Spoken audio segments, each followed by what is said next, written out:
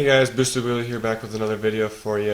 Today we are going to be giving the E36 a tune-up, change out the oil, transmission, or sorry, gearbox oil, as well as the spark plugs too. That way we can get it running a little bit better before we start doing some fun parts on it. But let's dive underneath the car and start dropping this oil. Alright guys, so it turns out part fitment for this car is not the funnest thing. So the brakes that I had and was going to be putting on it, the rotors were way too big and will not fit inside the caliper. So I'd have to get some bigger calipers, which I plan on doing a big brake kit here in the future pretty soon. But right now, like I said, for main purpose is just getting this thing running and mechanically sound. That way we got a good platform to start modding and start really digging into. So ended up just throwing everything back together. We're going to hop under now, change this oil, change this gearbox oil as well, and then pop back up top and replace these spark plugs as well. And then once all that is done, I should have the new part coming in tomorrow, the drive shaft flex plate. So I again got the wrong part there. Turns out that BMW's got like 11 different engine and drivetrain configurations with these E36 cars. So fitment's kind of a fun thing with it and something I have to pay more close attention to.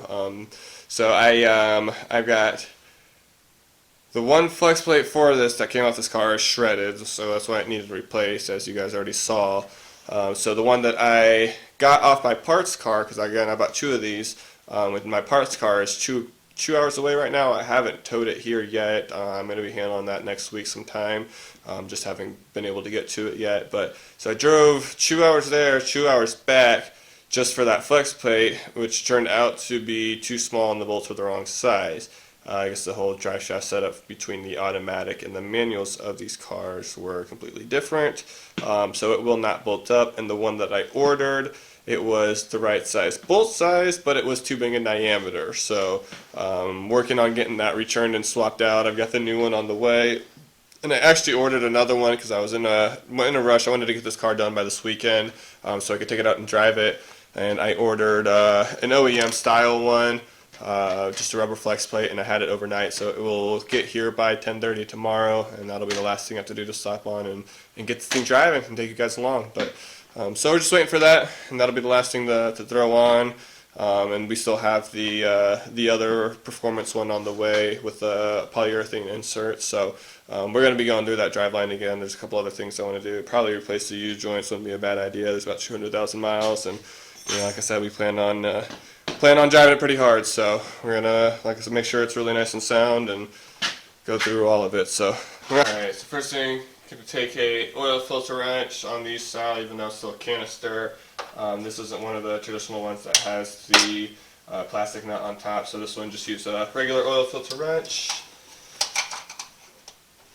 Got it cracked loose.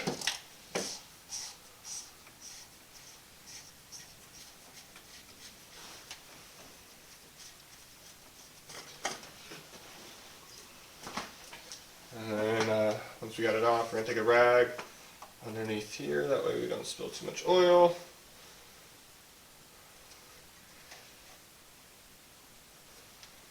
Okay, new filter going in. And then you always on these canister style filters want to make sure that you replace the O-ring that goes around here. Some of them will have a second O-ring that goes around here. On each oil change and filter change, you always want to make sure that you replace those O-rings. Otherwise they can become a source of leaking, which you don't want in your engine bay. So we're going to get a pick and remove those and replace those now.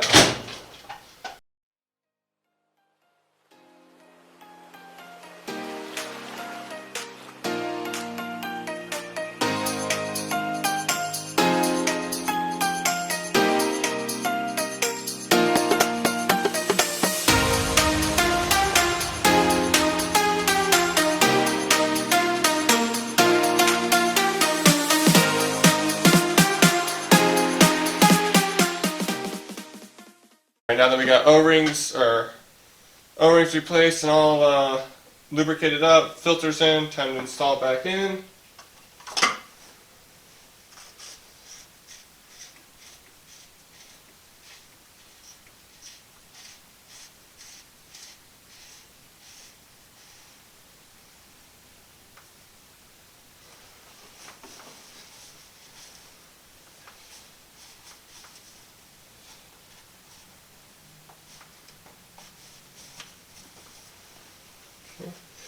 Now that we've got it hand tight, we want to just snug it down with the filter wrench. Don't want to over tighten it, don't want to go too tight at all, just want to get it fairly snug, about the same tightness that it came off. Good rule of thumb, as long as it wasn't, cranked on there by the person before and you got to really fight to get it off. But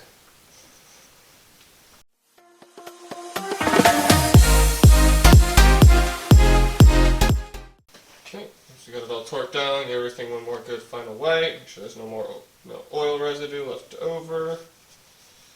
No one likes oil in their engine bay.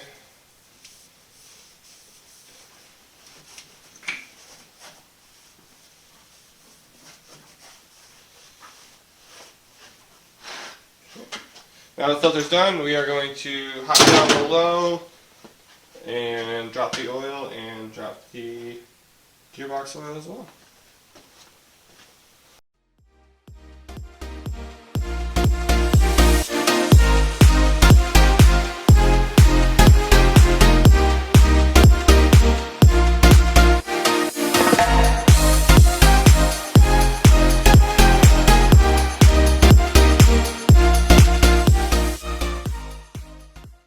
The mistake that I just made, always take the fill plug out of your gearbox or your differential for that matter. Always take your fill plug out first, because if you have an issue getting this out, say that you drop this drain plug first and dump everything out. Now if this would have been completely seized up or stripped out to the point where I wouldn't have been able to get this out, well, now I'm screwed. This is going to be hard to put fluid in. But if I can get this out and I take this out first and know that this comes out, I know that I'm going to be able to put fluid in, and that's the most important part, because if the drain plug doesn't come out or it's too stripped or seized or what have you, I can always use an evacuator and suction the fluid out from the fill plug and fill it back up that way, and replace the fluid that way and not have any issues. But like I said, don't do what I just did. I could see the threads. It was a thick bolt, one of these thicker plugs. I knew I'd be able to get it off. I knew it was on there tight, but don't make that mistake that I just did, because you could get yourself into some trouble. And then it's really not fun when you have to do that. Alright, so now we are going to get our transmission fluid.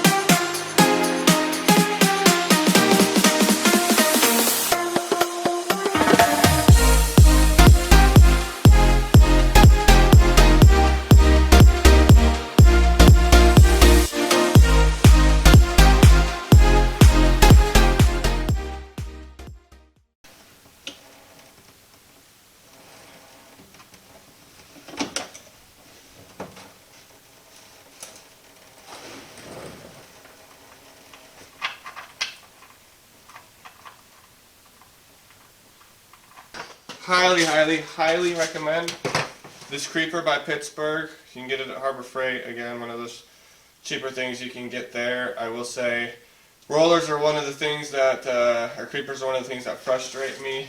Rolling around on the ground and they get stuck in the cracks and don't want to move right. I will say this thing gets over chunks that are missing in my garage and cracks with no problem. It just slides right over. And it's the biggest, most comfy creeper I've ever owned. Definitely a big fan of it. Highly recommend it. Alright, let's get some oil in here. Alright, now I'm going to catch a lot of flack for using Valvoline and not Castrol on this, but this is just a quick initial one. I grabbed this really quick. Promise Castrol will be used from here on out. Please don't hate me.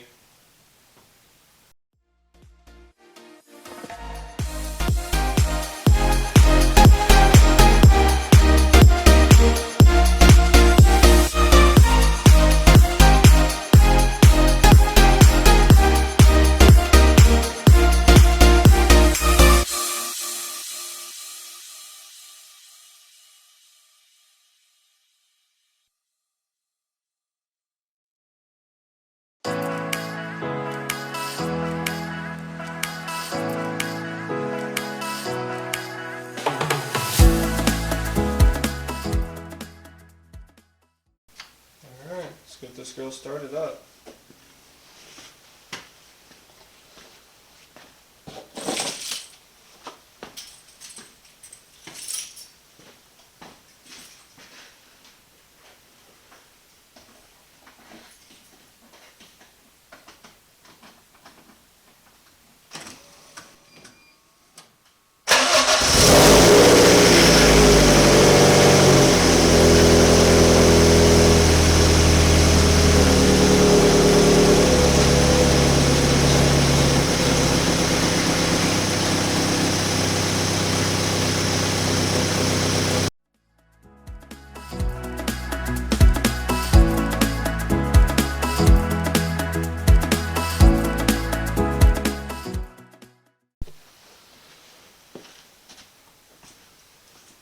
Alright, so when replacing plugs, I always highly recommend letting the engine warm up to operating temp.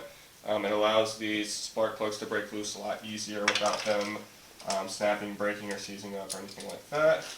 So look how beautiful and easy that one broke. And having a good magnet helps too once you have loosened and unscrewed these all the way.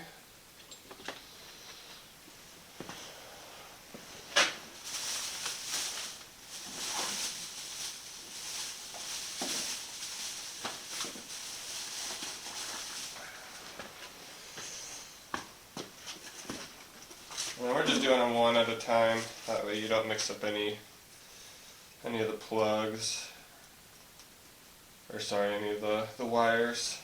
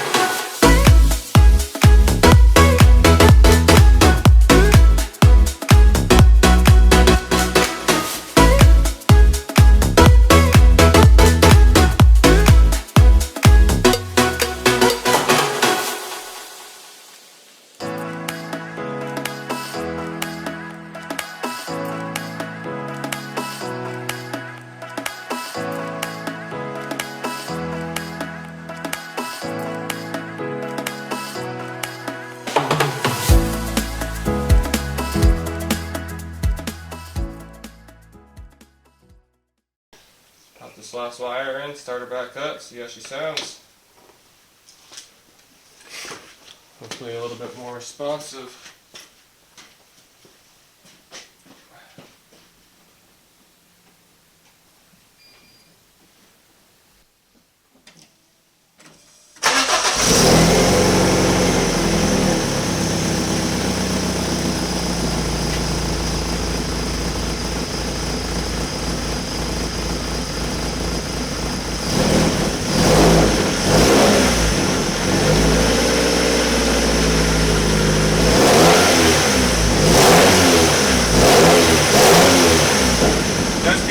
A touch more responsive. This is what we like, going from the copper up to the iridium.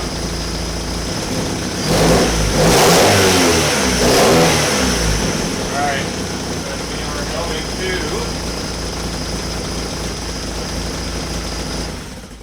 turn it off. We are going to call it a night before my neighbors hate me. Thank you so much for watching, guys. If you enjoyed this content, and want to see more and see the progression of this build as it turns from this regular plain old looking E36 to a nasty wide body purpose built drift car, stay tuned, guys. Hit the like button, and it would mean so much if you guys would subscribe. You guys take care. Bye.